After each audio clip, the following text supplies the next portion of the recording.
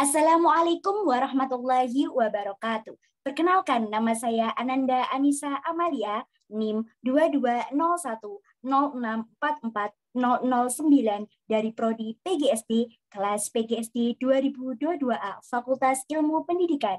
Pada kali ini saya akan membacakan lembar kerja ujian summatif UTS semester genap tahun 2023 pada mata kuliah Pendidikan Pancasila yang diampu oleh Bapak Dr. Purbojati MS pada hari Rabu tanggal 29 Maret 2023. Baik, yang pertama yakni tujuan pendidikan Pancasila.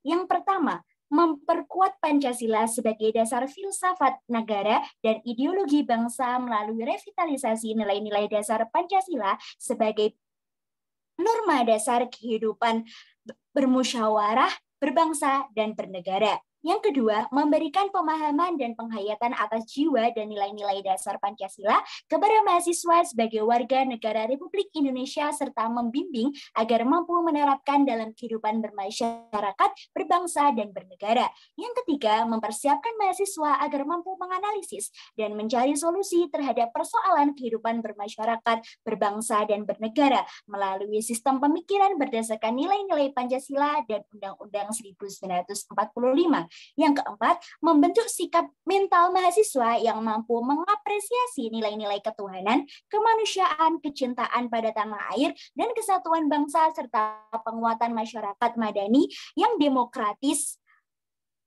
berkeadilan, dan bermartabat berbandingkan Pancasila sehingga menuju berinteraksi dengan dinamika internal dan eksternal masyarakat bangsa Indonesia menurut Direktorat Pembelajaran dan Kemahasiswaan Dirjen Dikti tahun 2013 halaman 8.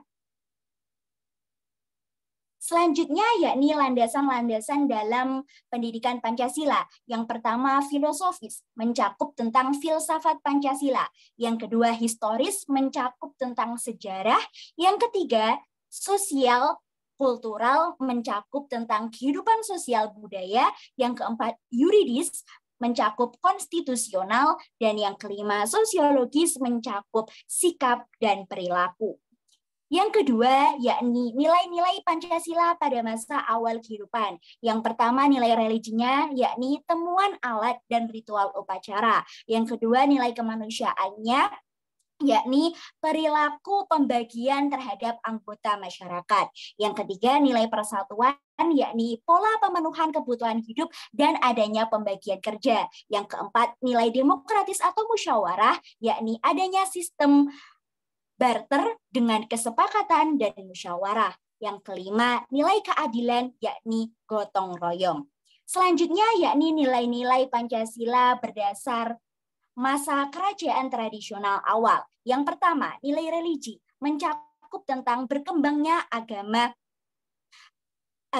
yang ada di masa waktu itu. Dan yang kedua, nilai kemanusiaan mencakup sistem kasta. Yang ketiga, nilai persatuan mencakup perpaduan budaya. Yang keempat, nilai demokratis atau musyawarah mencakup sistem kerajaan. Dan yang kelima, nilai keadilan mencakup tentang peninggalan kerajaan. Selanjutnya, nilai-nilai Pancasila pada masa kerajaan nasional. Nilai religi di sini mencakup sikap toleransi yang tinggi.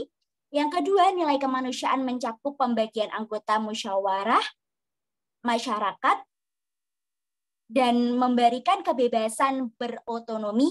Yang ketiga, nilai persatuan mencakup raja meminta bantuan perlindungan lalu menyatukan Nusantara. Yang keempat, nilai demokratisnya mencakup tentang pemerintahan. Dan yang kelima, nilai keadilan mencakup kesejahteraan sosial dan ekonomi masyarakat.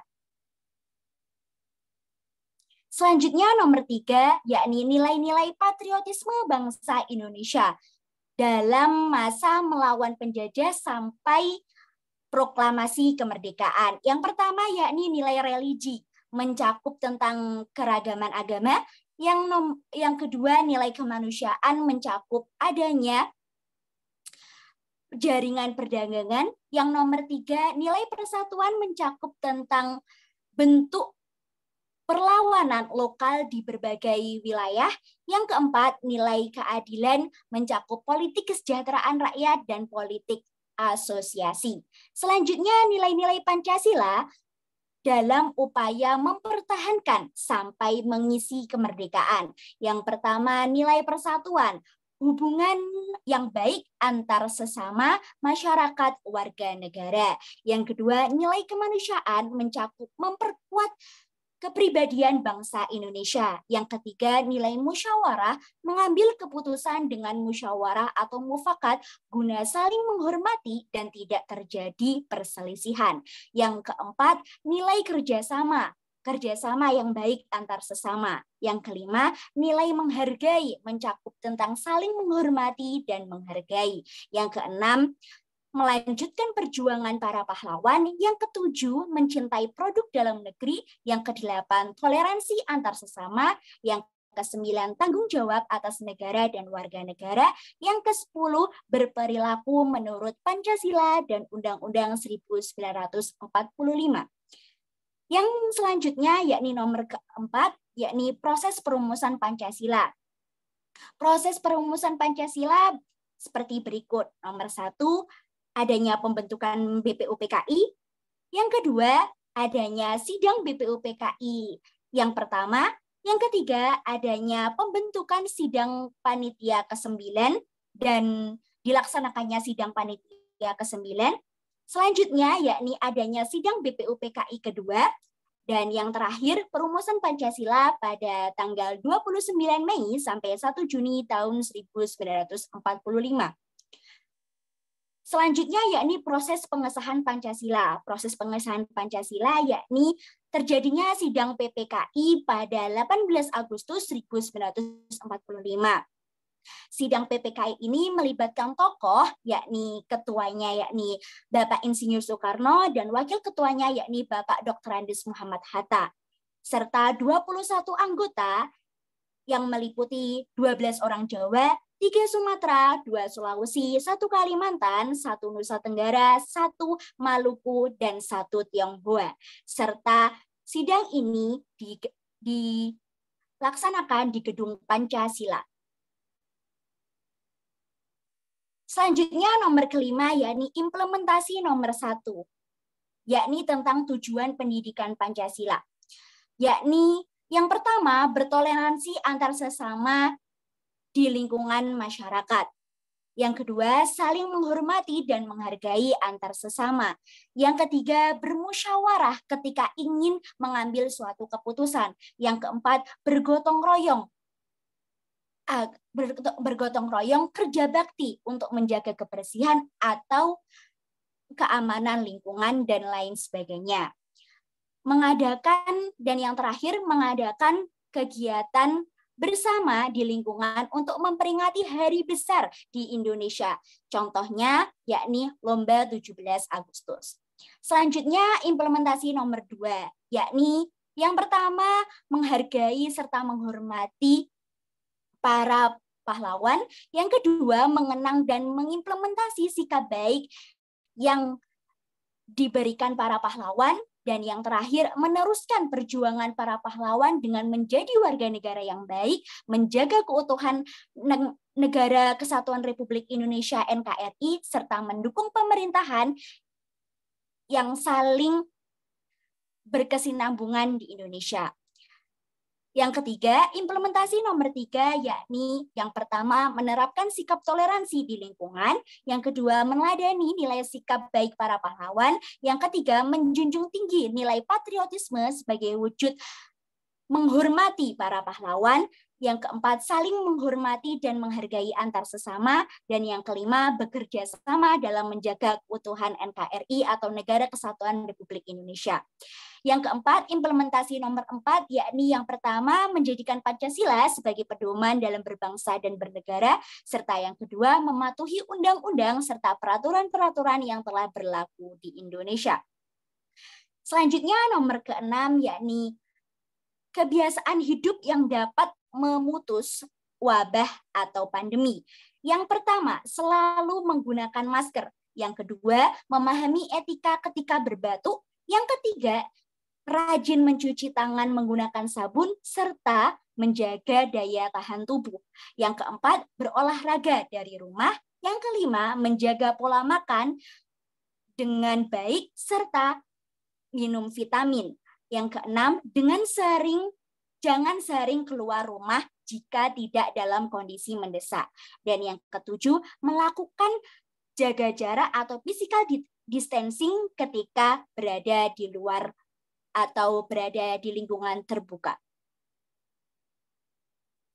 Selanjutnya, alternatif pemecahan masalah dalam memutus wabah atau pandemi COVID-19, yakni yang pertama, pembatasan sosial dengan bekerja dari rumah atau biasa disebut dengan work from home atau WFH, serta pembelajaran sekolah di segala jenjang, baik SD, SMP, SMA, TK, maupun kuliah, dilaksanakan secara daring atau online jarak jauh dan pembatasan aktivitas lainnya guna mengurangi angka COVID-19 atau penurunan angka penularan COVID-19 dan wabah COVID-19. Yang kedua, meningkatkan tes pergerakan yakni swab bisa ketika ingin bepergian jauh atau seminimal mungkin untuk penurunan dan memutus rantai penularan COVID-19 atau wabah COVID-19. Yang ketiga, mempersiapkan layanan dan tenaga kesehatan untuk membantu pelayanan COVID-19. Yang keempat, melakukan sosialisasi agar masyarakat paham akan apa saja yang harus diperhatikan dan dilakukan atau tidak dilakukan ketika lockdown terjadi. Yang kelima, jika keluar memakai masker, menerapkan protokol kesehatan dengan menjaga jarak atau physical distancing, rajin mencuci tangan dengan sabun, dan berganti pakaian ketika sampai di rumah. Selanjutnya, yakni menurut pendapat saya, aktualisasi nilai-nilai Pancasila dalam pemenuhan ekonomi ialah jika sila ke-1 menurut saya, berdoa serta berserah diri agar pemulihan ekonomi segera bisa teratasi dan ekonomi di Indonesia segera kembali berfungsi dengan baik lagi. Jadi ekonomi Indonesia kembali menjadi efektif kembali seperti sebelum wabah COVID-19 menyerang negara Indonesia. Untuk sila yang kedua, menurut pendapat saya, setiap orang dapat kembali melakukan aktivitas pekerjaan dengan tetap menerapkan protokol kesehatan, serta jika ada yang kekurangan, maka dapat dibantu agar ekonomi di Indonesia merata serta pulih kembali seperti sedia kala. Yang ketiga, sila ketiga, menurut pendapat saya, bersatu, bekerja sama untuk memulihkan perekonomian di Indonesia dari efek wabah COVID-19. Yang keempat atau sila keempat menurut pendapat saya bermusyawarah untuk mengambil keputusan baiknya seperti apa agar pemulihan ekonomi dapat maksimal terkerjakan atau terlaksana di negara Indonesia kita ini.